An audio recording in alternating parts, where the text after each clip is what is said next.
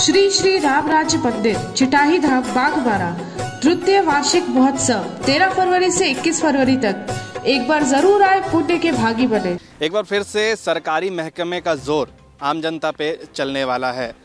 जहां तक हमने सुना है, अतिक्रमण जो है उस पर कई बार सरकारी गाड़ियां, सरकारी बुलडोजर चलाई गई हैं। एक बार फिर से यहां पे एक मामला हमारे सामने आया है, जहां पे इस वक्त हम मौजूद हैं कांके डैम के बगल में, जहां पे इन्हें सीओ के आदेश मिले हैं कि जल्द से जल्द इनके घरों को इन्हें खाली करना है और इनके घरों पे बुलडोजर चलाई जाएंगी। मगर इनका ये कहना है कि इनके पास सरकारी कागजात, इनके पास सारे डॉक्यूमेंट्स मौजूद हैं और इसके बावजूद कई बार इन पर अतिक्रमण वाली गाड़ियां इनके घरों पर चलाई गई हैं। आइए हम यहीं के लोगों से बात करते हैं कि पूरा मामला क्या है। आप बताइए कि जैसा कि आपको आदेश मिला है सीओ का कि आपके घरों को खाली करने का बताया जा रहा है, जेसीबी चलाई जाएंगी, आप कह रहे हैं कि आपके पास पेपर है। हाँ। तो ये कैसे मुमकिन है कि जब आपके पास पेपर है और सरकार के तरफ से इस तरीके का सख्त आदेश आ रहा है?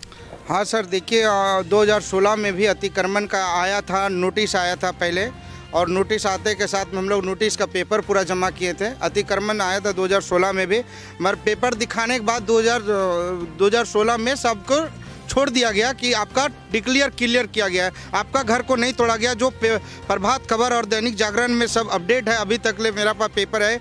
और उसके बाद में भी 2021 में छठे महीना में आया है, सब फिर से नोटिस सीओ ने भेजा है, जिसमें ना खाता नंबर डाला है, ना प्लॉट नंबर डाला। प्लॉट नंबर कुछ है, प्लॉट नंबर कुछ डाल के, और सर प्रशासन के दल बल के साथ में आके और बोला जाता है कि 2 दिन के अंदर खाली किया जाए, क्योंकि ये डैम का एरिया है। हम कैसे मान ले सर, ये डैम का एरिया है? अगर डैम का एरिया रहता तो रजिस्ट्री नहीं होता।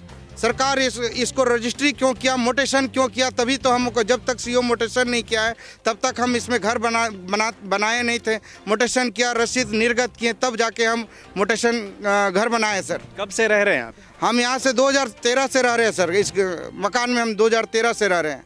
किनके माध्यम से आपने ये ज़मीन खरीदी? ये मंजू देवी के नाम से खरीदे हैं सर, और वो मंजू देवी भी पहले खतियान से खरीदा है, उसके बाद हमारा डीड हुआ। मतलब खतियान से डीड और डीड के बाद फिर डीड, मतलब 3 बार मोटेशन करता। मगर कहाँ सरकार सोया हुआ था कि वो ज़मीन, अगर लैंड एक्वायर्ड एरिया था, जो डैम का एरिया था, तो क्यों नहीं ब्लॉक किया उसको?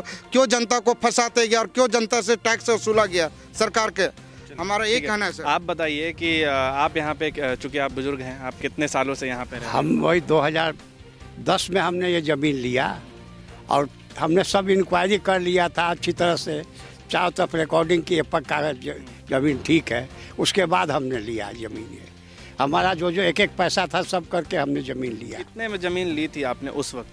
उस समय करीब कितना रेट है? 7 लाख में हमने लिया था। अगर अभी जैसे अगर सरकारी गाड़ियाँ यहाँ पे अगर आती हैं, उसके बाद आपका क्या कार्रवाई रहेगी? हम तो यही कहते हैं कि अगर हो जाएगा तो हमको सुसाइड करना पड़ेगा, अगर ज़बरदस्ती करेगी सरकार। हमारा सब रिकॉर्ड पक्का है। इसके अलावा अगर सरकार ज़बरदस्ती करती है तो हमको सुसाइड छोड़ के, क्योंकि हम फिर सब तो हमने पूंजी लगा दिया, तो अब हम कहाँ जाएंगे?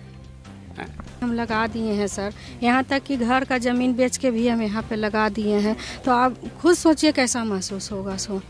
एकदम अच्छा महसूस नहीं हो रहा है सर। अगर इस बार अतिक्रमण हुआ तो हम लोग यहाँ पर अपना सुसाइड कर लेंगे, नहीं होने देंगे। तो जैसा कि इन्होंने बताया कि सरकारी कार्यालयों के गलत निर्देश और गलत आदेश के बाद यहाँ पे ऐसे गरीब लाचार लोगों पे इस तरीके की कार्रवाई की जाती है। कहीं ना कहीं इन्होंने ये भी बताया कि पहले जब रजिस्ट्री हो चुकी है तो किस तरीके से यहाँ पे अतिक्रमण हमने किया है। चूँकि अगर रजिस्ट्री होती है तो ये रहती और खतियानी ज़मीन होती है। ऐसे में इनके साथ इस तरीके का बर्ताव सरकार के तरफ से ये बिल्कुल कहीं ना कहीं निंदनीय है। अब सरकार क्या कदम उठाती है इस बारे में हम इनसे अभी हमने जब बात की तो इन्होंने बताया कि इनके पास सिर्फ एक चारा होगा सुसाइड का, क्योंकि इन्होंने अपने पूरे कमाई हुई पूंजी को अपने ज़मीन में लगा दिया है। सहयोगी संजय के साथ मैं विकास, मुखर संवाद, रांची। श्री श्री राम राज्य मंदिर चिटाही धाम बागबारा तृतीय वार्षिक महोत्सव 13 फरवरी से 21 फरवरी तक। एक बार जरूर आए, पुण्य के भागी बने। जब टूटती है आस, जब थकती है सांस, जब रूठते हैं अपने मुंह मोड़ता है जमाना, जब अंगड़ाई लेता है संकल्प फिर बनती है कहानी, बनते हैं अनमिट निशान। देखिए मेरे साथ संघर्ष की दास्तां।